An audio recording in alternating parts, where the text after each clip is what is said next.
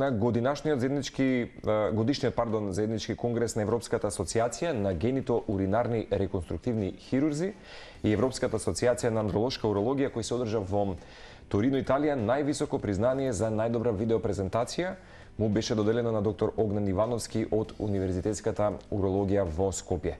Како што информира оттаму од Универзитетската клиника, во фокусот на наградената презентација е ретка и комплексна хируршка процедура на генитална реимплантација и реконструкција самостојно изведена од нашиот почитуван доктор Ивановски и документирана потем преку видеоснимка направена во една од оние операциони сали на клиниката. На ова сето тоа се додаде како плюс наедно и прв видеозапис доктор Огнен во светот кој што ја документира и детално ја објаснува оваа хируршка техника. Оно што ми е куриозитет и тоа едве чекам да го споделиме за јавноста, вели пациентот е следен цели 3 години по операцијата со одлични резултати и без значајни компликации помеѓу бројните пријави од водечки европски и светски експерти. Трудот на нашиот доктор Ивановски беше избран и препознат како најзначаен придонес во областа на реконструктивната урологија за 2025, а со ова и признание самата Универзитетска клиника за урологија во Скопје, нашата земја, уште еднаш докажа дека може да бидат рамноправен партнер рамо до рамо со најпрестижните европски и светски медицински сестри, да. Така што вистина ми импонира што сте ми соговорник. Сега да не се збунам бидејќи си предавме на тие, ајде ќе се обидам нели сепак да си се почитуваме со оглед на тоа дека убава е вашата биографија. Од први видео документирани и детално објаснети хируршки процедури преку воведување на современи интервенции, како пенилни протези и уринарни сфинктери, до создавање на услови за модерна и хумана грижа во нашето здравство, доктор Ивановски го минува ликот на македонската урологија и целиот тим тамо од наши експерти. Добро утро, за прв пат Бутринска антилна. Добро утро, благодарам на поканата, Марко. Не можев да останам рамнодушен кога ја прочитав информацијата. Јас веднаш ќе упатам поздрав до нашата Ивана, која што не спои, не линкува, почитуваната Ивана Тасев, која што е моја колешка воедно. И вистина, затоа и ви пишав, морав да ве имам. Мислам дека овие се приказни кои што вредни се да се споделат за медиумите, тоа го говоревме заедно на телефон вчера и вистина сакам да ви дадам аплауз за ова престижно признание, на европска награда и за не само за вас, туку и за целата клиника на урологија и тимот на уролози кој што беше во Торино во Италија. Ќе ми споделите за искуството, меѓутоа би започнал што се вели на from scratch, од почеток малку. Ете, кусо ми објасните дека сепак сте растеле во едно академско уживање благодарение секако на вашите родители и претпоставам дека кога како дете и млад студент може би ја почувствувате веднаш таа поврзаност конкретно со медицината, ама што беше привлечноста да влезете во светот на урологијата? Добро, благодарам на поканата, Марко, и на убавата најава. Значи, јас сум растен во академска средина, како што кажавте, двајцата родители ми се лекари, професори и некако одлуката средина. Да, одлуката да изберам медицина дојде природно. Немаше никакви инсистирање или да кажам сугерирање од ничија страна. И така, значи едноставно се проложив лозата на медицината на мојата фамилија и сум задоволен поради тоа. Ми споменавте тие веќе се во своите пензиски денови, меѓутоа знаат се уште да помогнат онаму каде што е. Апсолутно. Се уште се витални, фала Богу, поработат по нешто, така се уште професори на факултет, мислам тие се беа академици и така. Добро е што ги држи умот и многу ми е драго дека ете и во новата своја деценија на постоење си делуваат на свој начин. Оно што е интересно, просек 9,45 како податок чисто така на медицинскиот факултет, стипендија за талентирани студенти. Колку бевте можеби свесен во тој период за тоа дека ќе имате можеби и високи очекувања што тогаш и како можеби тоа влијаеше на гледањето на еднината?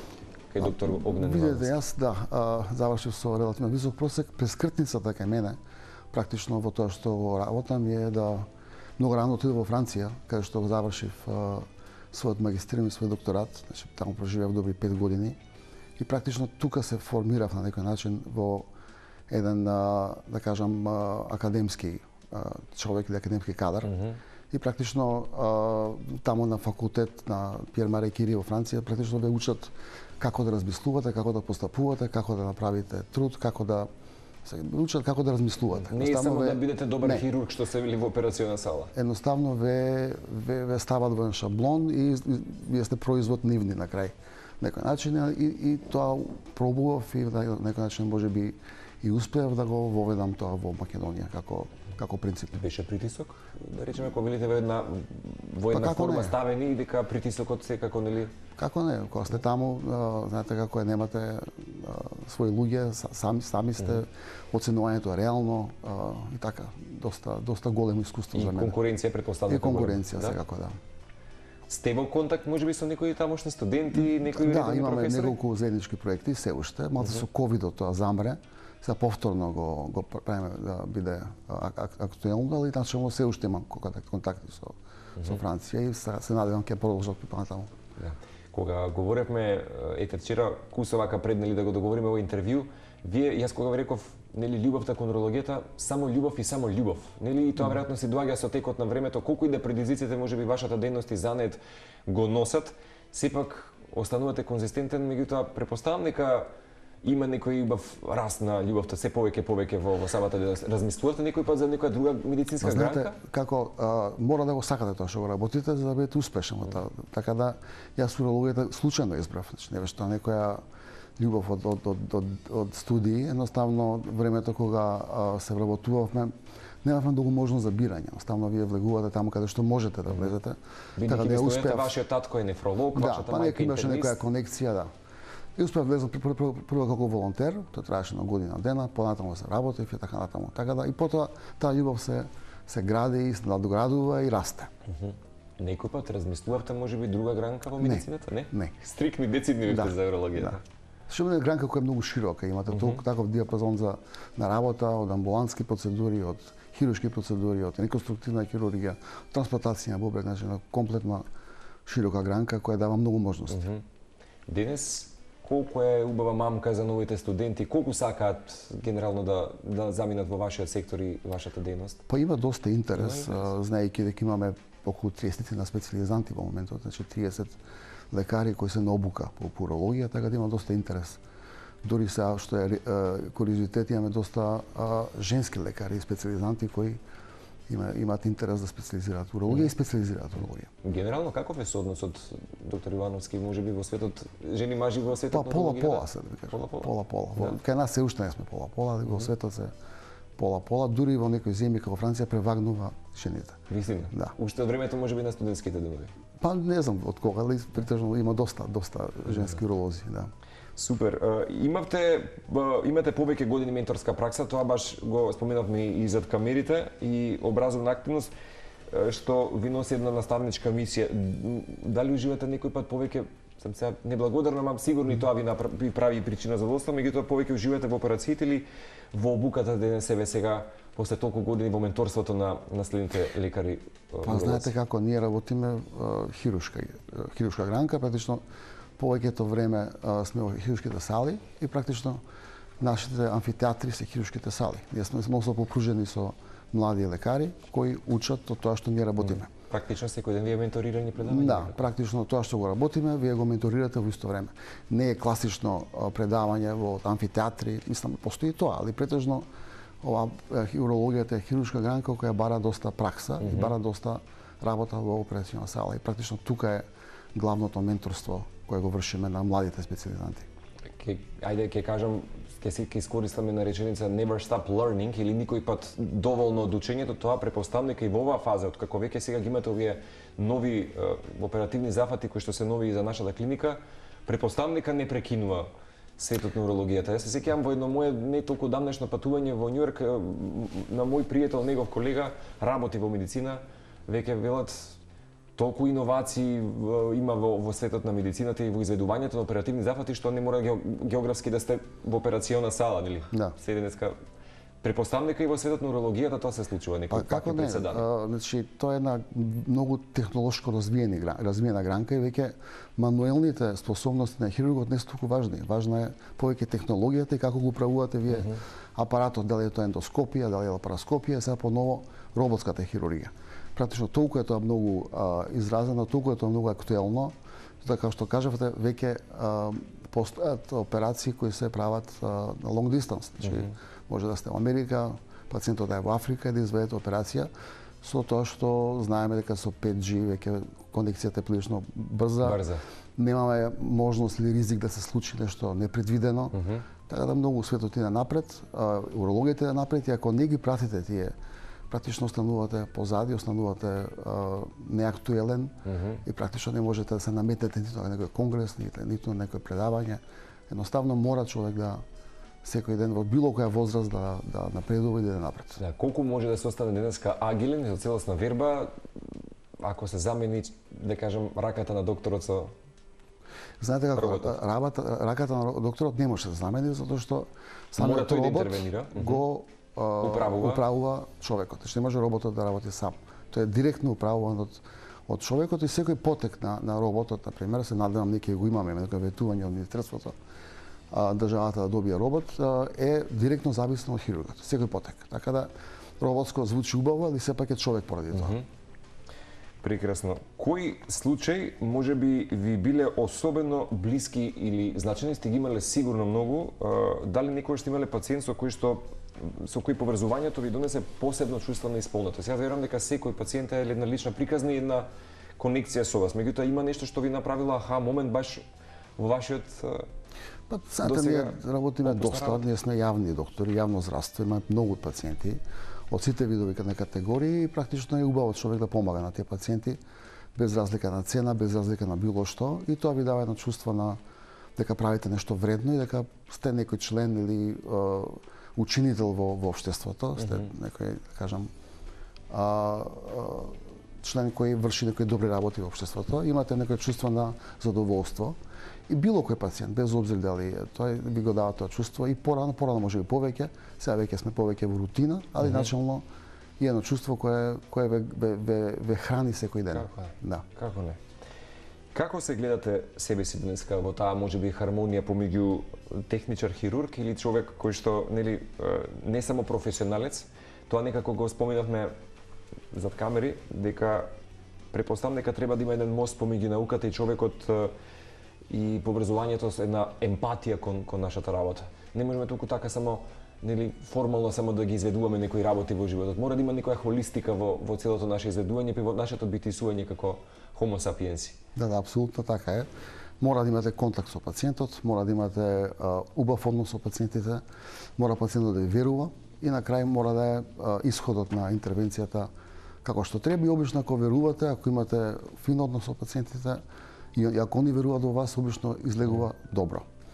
Операцијата излегува успешна или интервенцијата, пациентот е задоволен и се развива еден убав однос пациент-доктор кој е претежно професионален. Не гледаме да ги држиме тие работи по-професионално. Верувам. Како се гради, да речеме, низ ваша призма, таа доверба на пациент, кога пред некој него стои нешто толку многу чувствително и интимно, како една прилично реконструктивна операција. Тоа не е баш можеби предизвик, ако сега ќе спомнеме некој процент на веќе завршени успешни операции, меѓутоа претпоставам дека кога сме пред предизвик таков, не е едноставно. Па како не, се работи за интимни делови. Да, особено велам јас сум ги имал јас нели некои искуства со операции во минатото и верувајте ми, кога ќе видам експресија некоја која што ми влива надеж дека се ќе биде добро, а да не видите само тоа ладен поглед и ќе речеме утре операцијата, многу влива и една верба и да се спречиме од страво, односно да немаме страв во можеби следните чекори. Прво треба да се разбере дека никој не доаѓа на докторот што сака да доаѓа. Никој не доаѓа на докторот да ме гледа мене или било кој од колегите. Луѓето доаѓаат со соодветен проблем и очекуваат решение. Така да убаво е пациентот да се прими, да се прегледа, да се постави диагноза, да се објасни убаво, да биде тоа све направено на еден културен, човечки начин, со цел да пациентот стекне доверба и да едноставно тој однос биде на повисоко ниво. Да не биде стрикно, да кажам, махинален, ладен и така натаму. Колку медицината може да биде терапија и за вас, лекарите генерално, не само дали за пациентот во тој дел? Па како не, ние тоа мора да живеете таа професија. Ние живееме таа професија секој ден, затоа што практично ако видите на работа во 3 сат не ви завршува работното време, него е 24 сата. Затоа што ностоп некој ви звони, ностоп имате пациенти што таму лежат.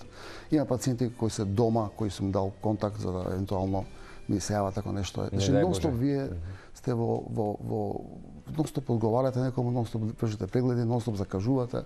Тоа е практично една цел живот. Сега ќе ги погледнеме оние фотографии од признанието кое што имено го добивте.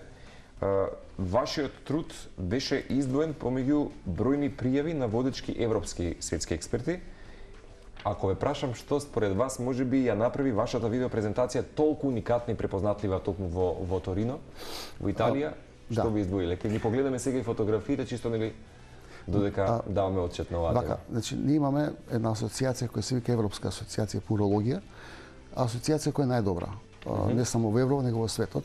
Овој конгрес е една секција од таа асоциација која се вика секција на, како што кажавте, генитоуринарни реконструктивни хирурзи и андролошка урологија.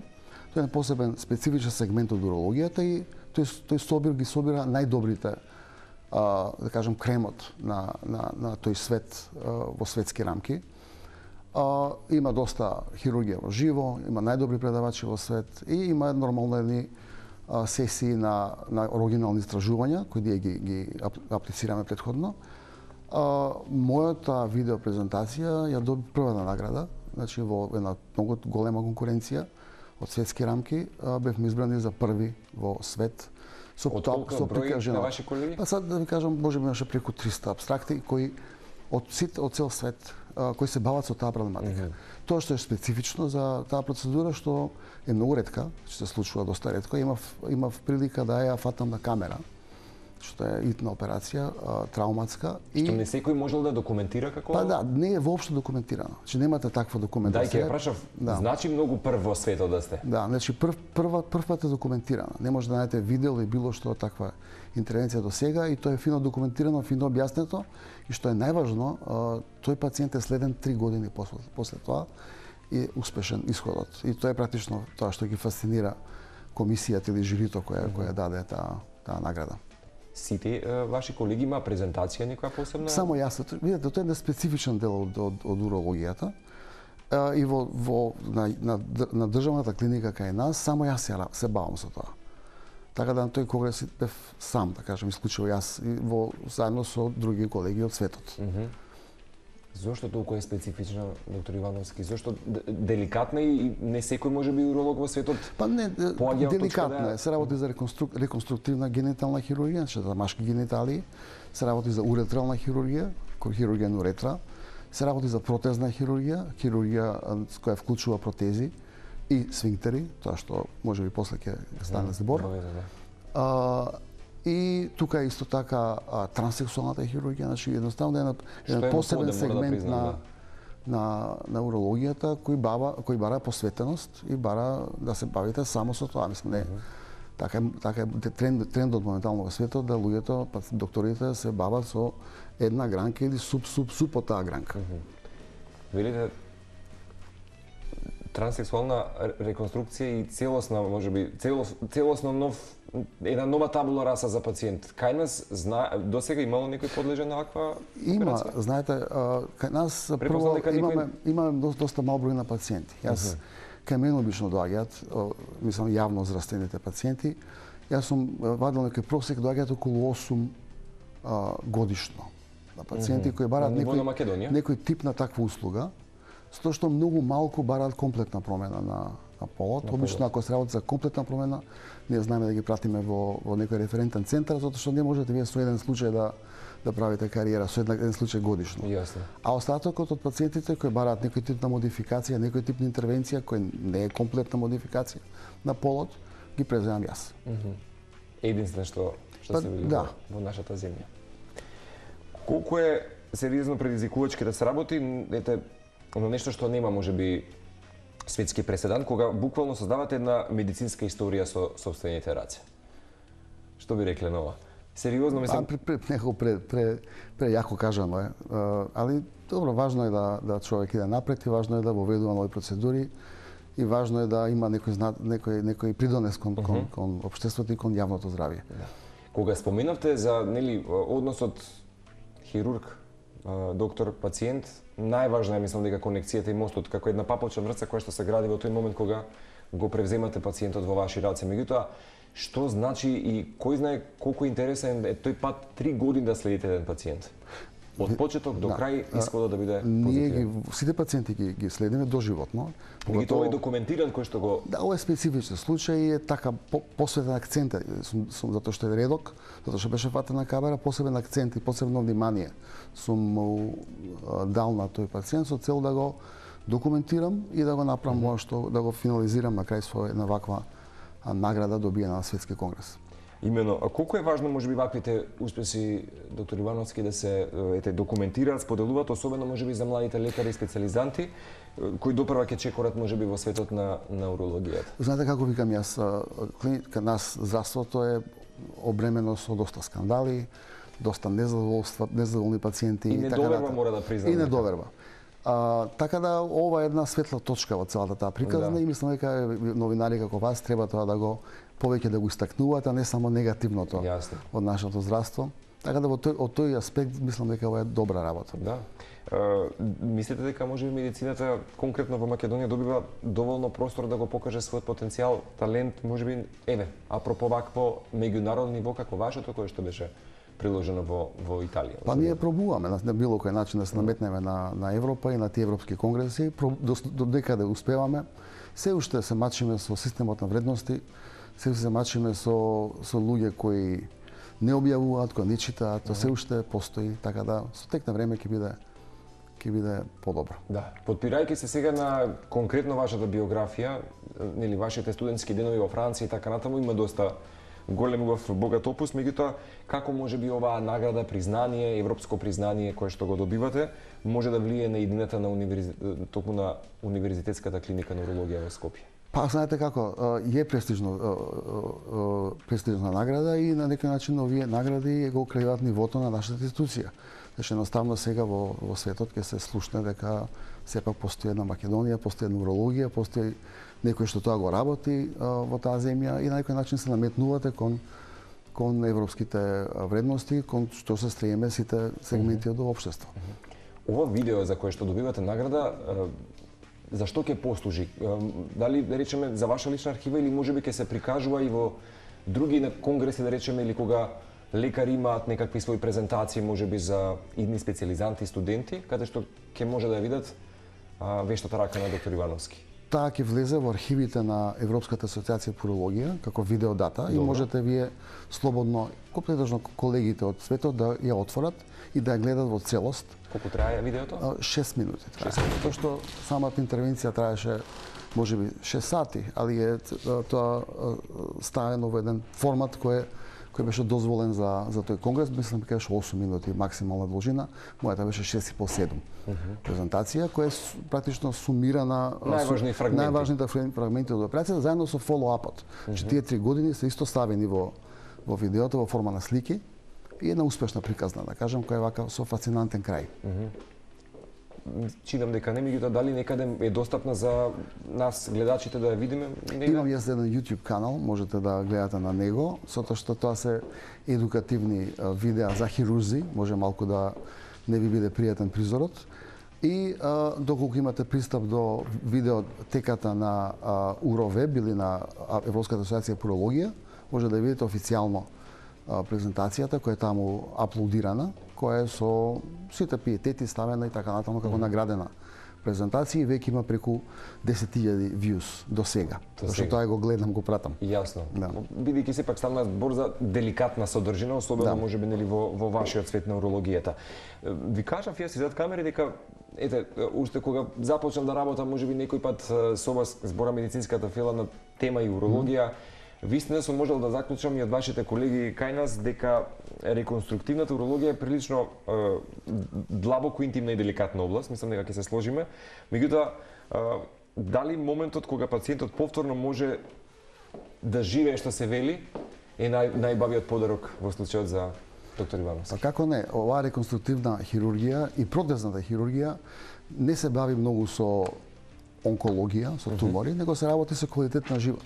Практично вие со таа хирургија го кревате многу квалитетот на живот на луѓето и тоа што е важно. Значи имате после на крај еден среќен пациент. Тоа што е специфично е тоа што е една гранка која е прилично неблагодарна, затоа и повеќето колеги не ја сакаат. Едноставно е долга, викаат доста е пипава, бара многу ревностни фолапи и знае понекогаш и да не успее. Ако не сте комплетно посветен на тоа. Затоа во светов е тренд моментално посветен или dedicated surgeons кон одредена ствар, работа, хирургија, за да тоа биде направено како што треба и пациентот да добие услуга од врвен ранг. Рековме дека ќе ги поделиме тие така поточки, така што сега во моментот вистина ќе честитам и за тоа дека Универзитетската клиника за урологија стана лиценциран центар за поставување на уринарен сфинктер, со заедување токму на овие операции за вештачки уринарен сфинктер, нова процедура, вие ми рековте една веќе календарска година, веќе колку, на 20 оперативни запати? Околу 20, да, вкупно. Отприлика, да. Може да ни појасните за каков оперативен запад станува збор, чисто и колку денеска луѓето се подложат можеби на овие запати, ако се да речеме нели пациенти кои што соодветствуваат можеби за оперативниот запад. Да, вака се работи за исто една пак се деликатно тука, деликатна интервенција која досега не беше достапна во јавното здравје. И ние бевме обврзани тие пациенти со таква индикација да ги праќаме во странство или во приватните центри во Скопје, Македонија. Се работи за пациенти кои страдаат од неволно истекување на урината, збориме за сфинктер. И тоа е обично последица од оперативен запад, последица од операција на простата, карцином на простата која се оперира. Во одреден процент, околу 10%, се јавува инконтиненција, што е една многу непријатна компликација, бидејќи на пациентот, ако излечен од канцер, он има едно неволно бегање на урината, значи живее во пелени и квалитетот на живот му е на многу ниско ниво.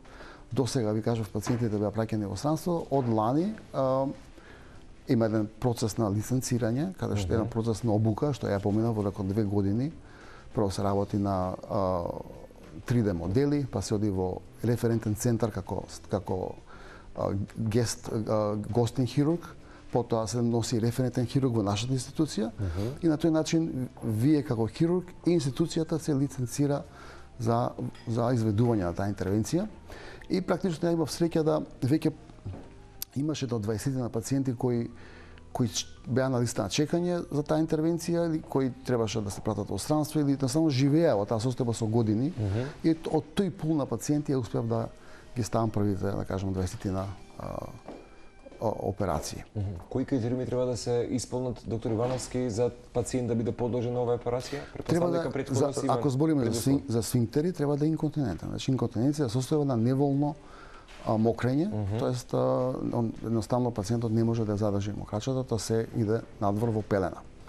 Прилично непријатно. И сега ако се работи за некои релативно млади луѓе, 60-65 години, што за нас 70, релативно млади, кои имаат уште долг животен век, со вградување на сфинктерот, вие значително му го подобрувате квалитетот на животот. И друго што е важно, од овие пациенти кои се до сега работени на нашата клиника, освен еден, каде што моравме да го извадиме поради инфекција, сите се многу задоволни. Ние со специјализантите се смееме, не сме имале позадоволни пациенти. Прекрасно. Едноставно се повторно родени.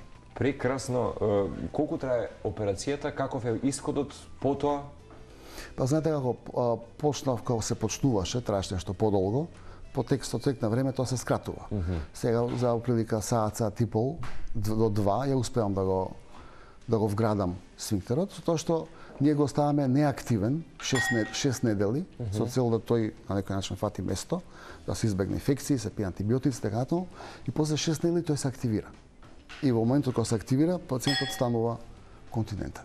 И повторно може да има едноставно свесност? Да, не, тој е механички девајс, он практично со стискање на копче, на една пумпица која е сместена во скротумот, која е достапна за аква, он притиска и мокри. Може да мокри. Да, во спротивно он е континентен, значи не сух. За жал не способен во тој момент нели да се даде сигнал дека кога ќе има потреба да мокри, се стиска тоа копче, тоа трае 40 секунди, се измокрува и после континенцијата се враќа повторно само од себе. Дали пациентите во тој период, мислам баш најлаички, ќе прашам, ги носат се уште пелените? Да, тие 6 недели ги носат пелените. А потоа? Доаѓаат во амбуланта, има специфичен процес на активација, го активирам и од тој момент се станува континент.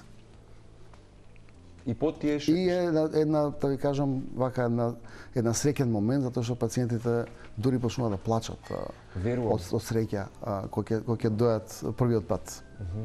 И со текна и доаѓаат секој четврток доаѓаат кај мене само да ме поздрават. Само да кажам, се работи за една срекна групација на пациенти. Искрено ви кажав и зад камери, сум имал во моето обкружување пациент за кој што апсолутно така и се соочил со овакви состојби.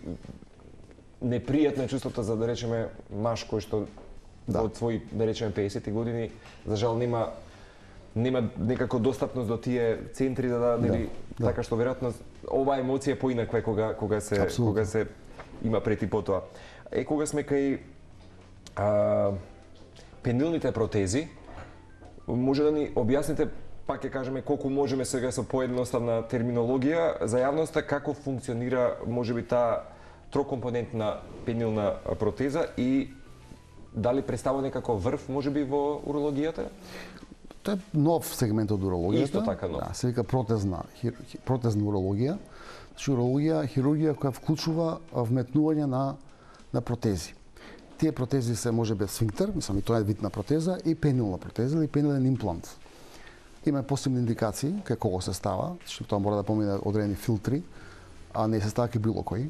Од која причина и кај кого? Па вака, може да бидат кај млади луѓе кои имаат проблем со еректилна дисфункција. Со еректилна дисфункција? Кои се диабетичари, да кажем, имаат нарушена васкуларна функција, разни стообраќајки, трауми, оперирани пациенти после големи хируршки захвати во малата карлица, како што е радикална простектомија, например.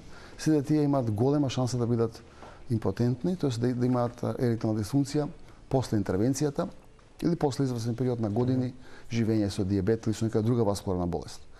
Практично се вградува, имаме два вида протези, имате трокомпонентна и семиригидна. Ова што ја прашавте, трокомпонентната, се работи за специјални цилиндри кои се вградуваат во самиот пенис, еден резервар кој влегува во стомакот, во малата карлица и повторно помпица која се става во тестисот и вие практично сами можете да си регулирате ерекцијата. Ерекцијата. Да. За да може нели повторно мажот да има и претпоставам дека интимни односи понатаму. Апсолутно така? Да, со еднакви како што имало претходно. Значи нема никаква разлика од претходните односи што се ги имал претходно. Што се ги имал претходно. Да. Мора да признам дека оваа тема ја имам отворено, особено нели за еректилната дисфункција, бидејќи секој пат е тема која што виена со срам, со тишина, со нели да речеме стигма, кога претпоставам дека ова е момент кога медицината може да ги руши овие предрасуди на некој начин, меѓутоа се случува често пациентите со еректилна дисфункција да доаѓаат со срам.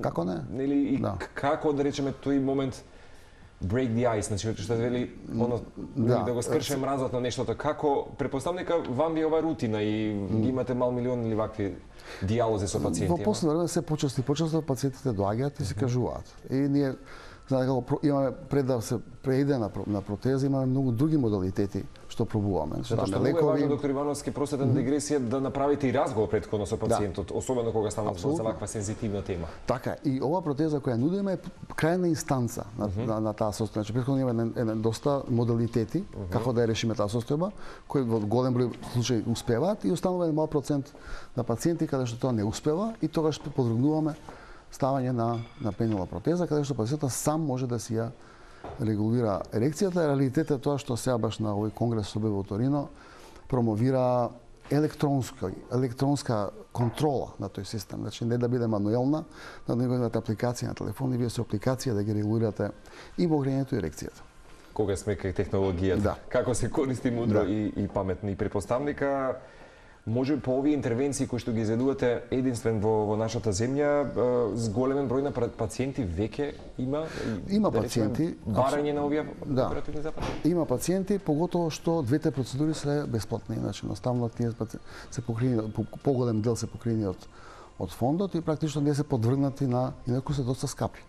Значи скапи процедури кои чинат баш. Чинат и Македонија или фондот за здравство имаше слух да тоа го одобри, го призна и тоа беше една долга борба, да можам да признам, кај што доста делувавме и да станеме една од ретките земји кои што ги изведува бесплатно. Кои ги изведува бесплатно. Ние сме пред Италија, значи на ниво на Западна Европа, да кажам, во тоа ниво.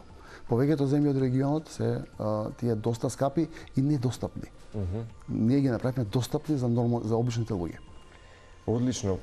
Претпоставам дека важно е сега што универзитетската клиника, конкретно нели на урологија, не само што ги изведе овие зафати, туку и некако создава една експертиза која што може да се пренесе сега на вашите специјализанти и млади студенти. Апсолутно, да. Јас имам специјализанти кои ми асистираат и на тој начин учат и на тој начин ќе продолжат таа процедура понатаму. Апсолутно.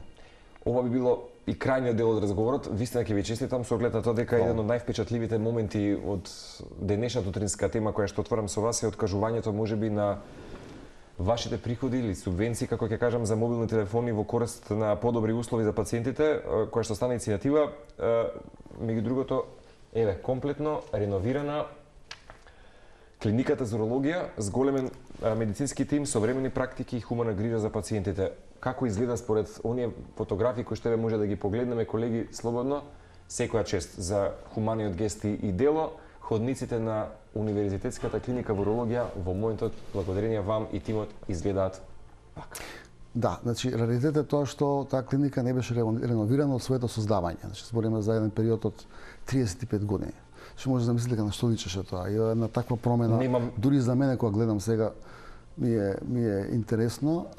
Посебна емоција ви прави, сигурно. Апсолутно да, тоа што е све направено како што треба, све е направено со висок квалитет, све е направено од тоа што сме го виделе ние во светските центри и тоа беше мал гест. Значи практично ние субвенциите кои ни следуваат на некој начин со користење на мобилна телефонија на самата клиника, на некој начин ги дониравме на клиниката со цел да се климатизираат сите соби во клиниката и сега пациентите имаат мислам што е есенцијално не е некој луксус. Апсолутно. Ставивме телевизори, ставивме клими, така да баш да се чувствуваат безбедно. Услови за пациентите да се чувствуваат како што треба. Да, со овие реновирани, да речеме, делови и самата клиника, колку пациенти обслужува самата клиника на? Па имаме неколку 40 на кревети, со тоа што моментално се реновира центар за трансплантација и правиме еден нов центар за калкулоза каде што ќе има уште 6 кревети. Да, тоа ми беше следно прашање, така следен чекор реновирање центар на трансплантација, центар на... Знаете што тој центар за трансплантација беше користен од интензивното лекување, Калил, во време на ковидот, кај што ги делеа болните на инфективни, неинфективни, инкубација и така натаму. Период, и ние го дадовме тој дел зашто беше така наложено. Да. И сега дојде време да ние си го вратиме и го вратиме во полн сјај. Така да тоа е во моментов тоа се прави. Да, претпоставам дека ова и дали новата сала, тоа сакам да ја прашам, за ендоскопски интервенции ќе овозможи с голем број на пациенти и се надам пократки листи на чекање, на што може би е... Апсолутно, ние сме 14 хирурзи, имаме проблем нонстоп со сала, значи колегите немаат сите еднаков достап до сала. Оваа сала што ќе се биде изградена, да кажеме, оваа година, ќе овозможи пренесување на еден дел од ендоскопските интервенции, особено калкулозата. Може да го појасниме калкулоза, што значи? Камења во уринарниот систем, не посебен сегмент од урологијата кој се бави со камења. Да. И тој центар ќе се отвара 2026. Центар за калкулоза, каде што ќе се третираат калкулозата од било кој тип. Значи, збориме за ендоскопска процедура, отворени процедури, перкутални процедури, она вонтелесно кршење. Значи, наставно, еден центар каде што ќе биде третирана калкулозата од било кој тип. Ваков центар досега немало. Снимале оддел за калкулоза. Интервенции можеби постоеле каде се во иста сала со другите. Ние сакаме затоа што е еден специфичен сегмент. Ова ќе биде посебен центар да за го одвоиме тоа како и на некој начин да добиеме уште една сала, со тоа што малце ќе се растеретат постоечките сали, кои во моментов исто така се реновираат, морам да кажам. Да, ние со прекрасната Ивана која што ќе ја возам повторно беше линкот, вистина рековме, ова е фантастично за да се сподели и претпоставам дека ова ќе биде особено можеби предизвик за понатаму и донатори и јавноста можеби да се даде поддршка можеби за вакви здравствени реформи и се надам дека ова е само еден таков чин, можеби чекор до тоа да имаме повеќе донатори, јавни донатори. Да се надевам. Што е следно во областа на науката и иновациите и во презентацијата на доктор Ивановски? Како ќе ја завршиме и заокружиме годинава или сега за сега со Торино и ова престижно европско признание и награда завршува годинава? Па има уште проекти, значи се работат доста, ја работам еден европски проект. Сум вклучен и доста други проекти кои се тековни оваа година. Реновирањето исто важно. Имаме еден многу важен конгрес во Турција следната недела, кај што ќе одиме 25 уролози од тука. Еден престижен конгрес уролошки во Турција, тоа е баш следната недела. Така да има доста тековни активности, доста наука, доста хирургија. Така. И доста наши вакви гостувања. Да, благодарам.